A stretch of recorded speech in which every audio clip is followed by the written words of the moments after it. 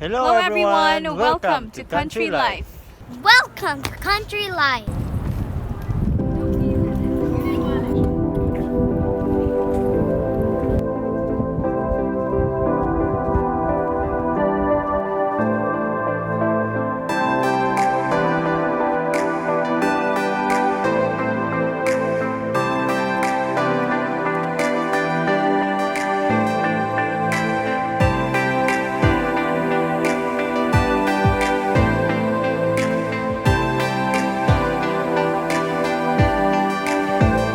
Hello friends, how are you today? My name is Billy and this is Country Life. Today I'm gonna share with you the miracle story of how I came to America with no plans, no money, and no English.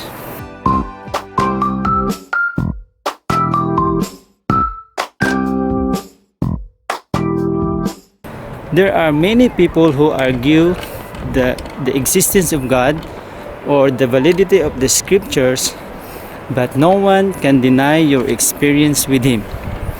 When He does something in your life, the miracles, the answered prayer, when He bless you and change your life and heal you from any diseases, no one can argue or debate about it. You know why? Because there is power in your testimony. The Bible says that we overcome our enemy through the blood of the Lamb and by the word of our testimony. The reason that I would like to share to you my story today is because one of my friends in college, his name is Jimmy, he was asking me about, what happened, why are you there now in the US? And not only Jimmy, many of my friends, relatives, and also church families were surprised why I am here now in the US. And today I'm gonna share with you my story of how I came here without any idea, without any money, and a very little English.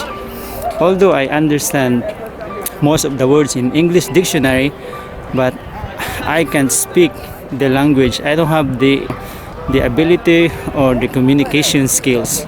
In fact, I'm scared of people who speak English. After my graduation in Davao at South Philippine Adventist College, I went home to my hometown in Pagadian City. While I was there in Pagadian City, friends, I don't have a job. I'm broke. And one summer, I volunteered to campaign the vice governor, hoping to get a job in the city hall. And so, one day, before we went to another town to distribute some flyers and pamphlets and any campaign materials, the campaign manager called me in his office and he said, "Billy, I offer you a job in the city hall." I'm gladly accepted it, friends. But after I accepted the job, I received a call from my sister in Manila. My sister Lala said, "Billy, you have an invitation from the Review and Herald Publishing to work in Texas as a literature evangelist." And this letter, friend, comes from the Review and Herald Publishing in Maryland, USA. And during that conversation, my sister told me that, I already paid for your interview. So just come here, just provide a plane ticket. Because in 3 days, you will have an interview in the US Embassy. And so right after I hung up my phone, I went back to the office and I told my campaign manager that I'm sorry I could not accept the job because my sister just called me and I have another call in Texas to work there as a missionary. I went home, friends, and I talked to my mom and I told my mom that this is what happened. My mom and I started to look for $100, friends, just enough to buy me a ticket going to Manila. And all our friends that we went to that day, they don't have money. One day passed, I still don't have the $100. And the next day passed, friends, same thing happened. At that night, the second day, we went home and my mom and I, we prayed. And I remember, friends, praying. I said to the Lord, "Lord, for the last time, if the next person will not lend us the money, we will not bother anybody anymore. Because I was tired and I was hopeless. If I can fly the next day, friends, I will lose the opportunity of coming to the land of milk and honey, which everybody was dreaming about. And you know what? After we prayed, my mom said, why don't we go to your Aunt Julie? And so we went there, friends. It's already dark. And then while we were there, we are talking about our purpose. Even before my mom asked her the amount, she already said, how much do you need? And so my mom said, we only need 5,000 pesos. That's equivalent to $100. And then she gave us the money. Auntie, I am so thankful until today for lending us that $100. That $100 bill changed my life. And I am so grateful. And I am so thankful for the Lord for giving me the opportunity. And I would like also to thank my friend Journal for giving me the pocket money. Although it's not enough for him at that time, it's not the amount that matters. What matters most, my friend, is your thoughtfulness and your generosity. And I will never forget that. And here is even better part of the story, friends. After I went to Manila, the next day we will have an interview. This is the hardest part of getting a visa. Because even though you already have all the requirements to get a visa, or even you have the paper visa, consulate has still have the power to say no. Because they already know about your culture, your country, and they will use this to determine to give you the visa. And so, friends, most of the people in front of me after their interview, they were all crying. Because it's really hard to get a visa in the Philippines.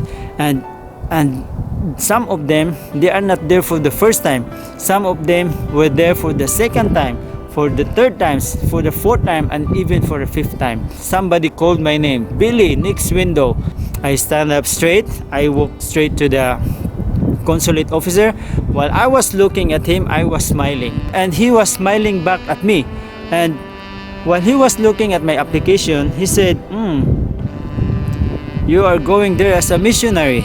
And he said, Americans are sending missionaries before all over the world, and now America needs a missionary. Do you have any memory verse? And I told him, yes sir, Jeremiah 29:11. For I know the plans I have for you, plans to prosper you and not to harm you, plans to give you hope and a bright future. And the consulate officer, he was just nodding, friends, and he stamped the visa. He never asked me any more questions, and he said, go to the next window. Friends, I would like to end my testimony here, and I would like to leave you this promise.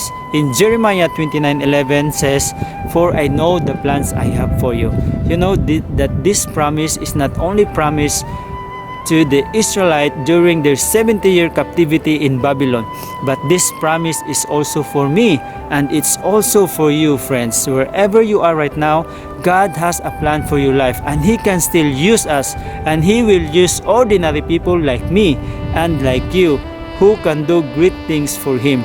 God can still do something for us, and the simplest and most effective way is to share what God has done in our lives, our personal testimony, our own experience, because each of us has a life that are distinct from one another, and an experience essentially differ from others. Now, the only difference between me and you today who are watching right now is that I am the one telling you my story, but you have your own story to tell that somewhere out there needs to hear, that can empower them, that can encourage them, and can change their lives forever. My story is a living testimony that there is still a God who performs miracles.